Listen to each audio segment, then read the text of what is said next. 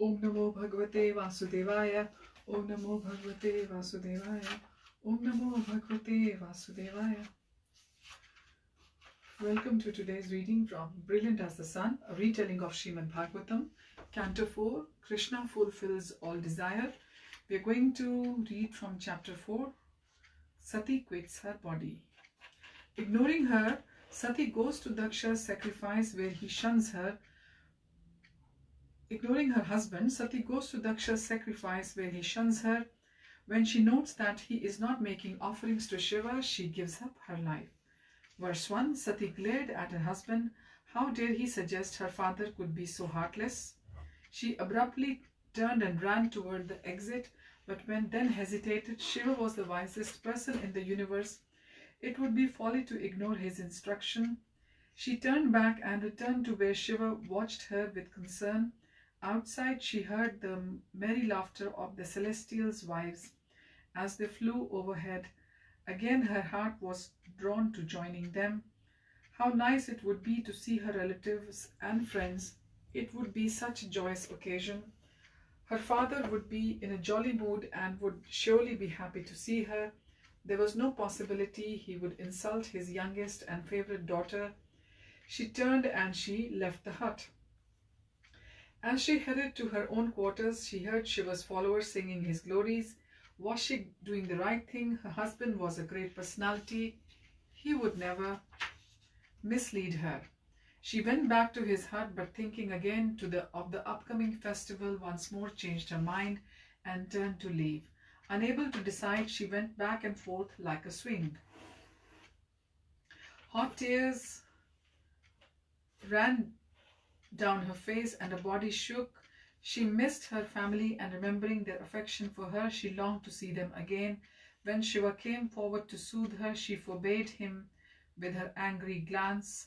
Shiva stood back. He would have to let her go. It was difficult to watch her leave. They were like two halves of one body. How could he live if anything untoward happened to her? There was nothing he could do. She was determined.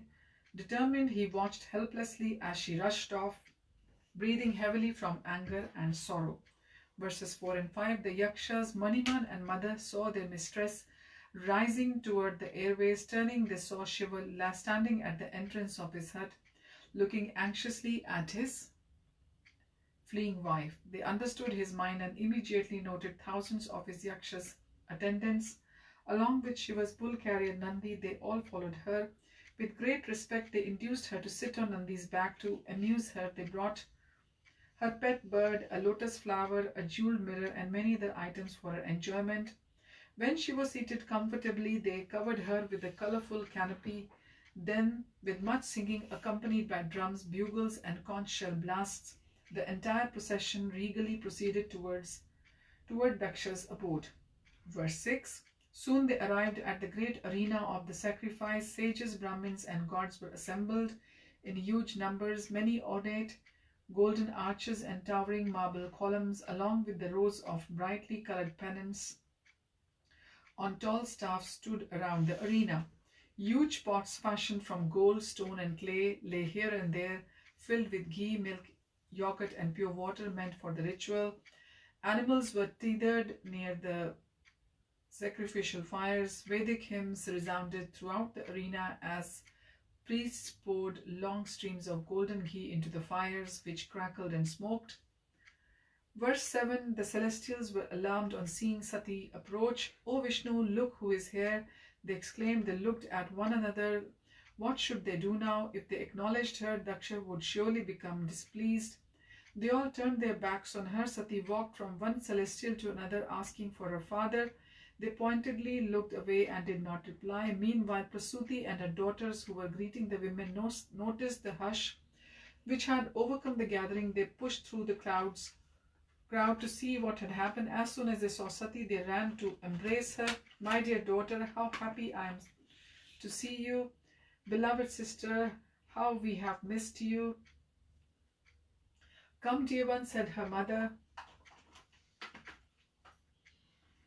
"Prasuti, your father will be so happy to see you." They led her to a seat and offered her gifts. Prasuti sent another daughter to inform Daksha Sati washed his face as he heard of her arrival. He briefly cast a glance in her direction and then, scowling, turned away. Prasuti tried to comfort Sati. He is preoccupied with making arrangements for the sacrifice.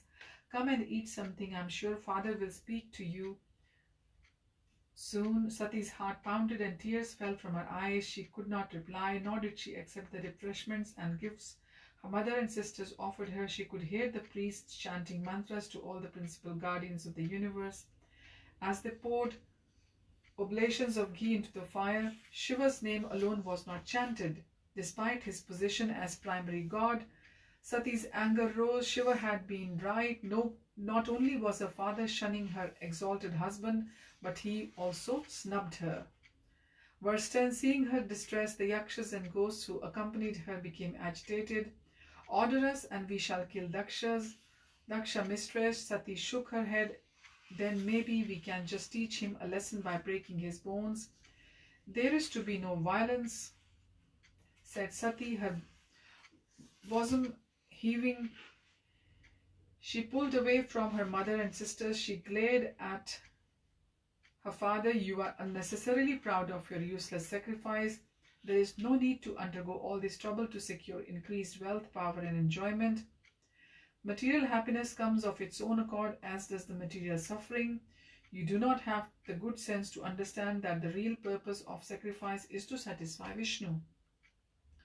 If you had any regard for Vishnu, you would not dare disregard his devotees. Verse 11, Shiva is a qualitative incarnation of Vishnu, who shares the Lord's exalted qualities. No living being can match him. He is equally disposed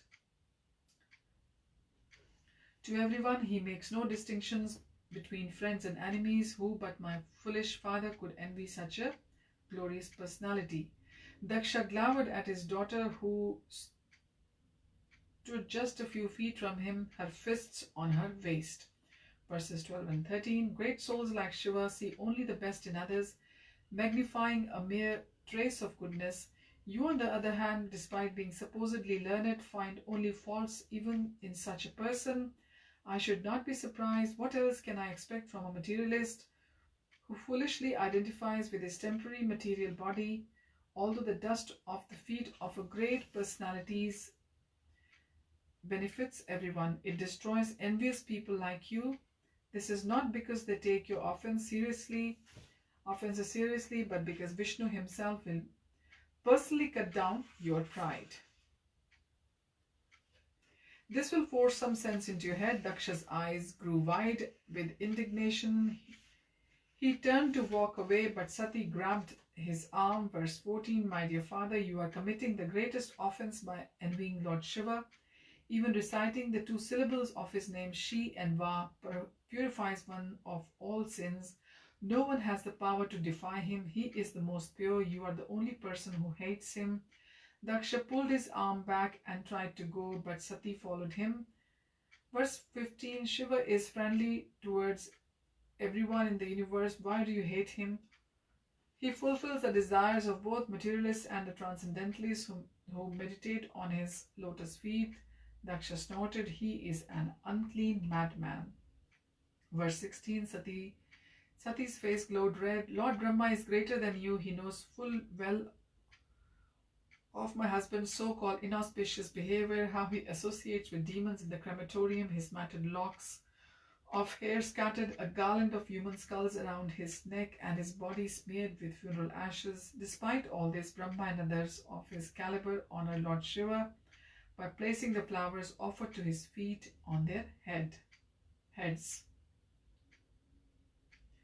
Daksha waved her aside. Remove her. She has become as crazy as her husband. Some of the celestials moved towards Sati, but the yakshas and ghosts immediately surrounded her. Verse 17, Sati waved her guardians to the side and addressed the sages and gods. Shiva protects religion. He is a great universal authority. Do not listen to offenses toward him. Do you know the Vedic ordinance regarding blasphemy? Brahmins should block their ears and walk away. Kshatriyas should either kill the blasphemer or forcibly cut his tongue. And Vaishyas and Shudras should give up their own lives. She turned to her father. Verse 18, since you have blasphemed Shiva, I consider my body which comes from you to be contaminated. I shall give it up. It is said that if one eats poisonous food, the best remedy is to vomit. Daksha retorted, how have I blasphemed Shiva? I have merely pointed out that he does not follow the rules and regulations of the Vedas. This is the truth, not blasphemy. Verse 19, Sati said, everyone should behave according to their own position. Materialists must follow the Vedic ordinances, but an elevated transcendentalist can forego these rules. The paths of conditioned and liberated souls are different, just as the rules for gods and humans are different. It is better to follow what is appropriate for you and not criticize others. Verse 20, the Vedas give directions both for family men and renunciates. Those attached to material enjoyment should follow the first, while those who are detached should follow the second. Both of these paths can be neglected by a person fully absorbed in the thoughts of Krishna's loving service. Daksha straightened himself. It is because you have been raised in a good family that you remain faithful to your husband even though he is devoid of all culture. Verse 21, Sati's face flushed. My dear father, neither you nor your sycophantic followers can even imagine the opulence we possess. For you are preoccupied with sacrifice for material gain and filling your bellies with the offered food. Shiva has all perfections, but he does not like to exhibit them. However, he can display any opulence just by his will. This is only possible for great self-realized persons. Daksha's lips curled in disgust. He spun around to walk away. Sati collapsed to the floor, sobbing. Clearly her father would not see sense. So we will continue from here onwards. This chapter 4, Sati quits her body, because it's still a long way to go to conclude this. So thank you for joining. Hari Om Tat Sat. Hare Krishna.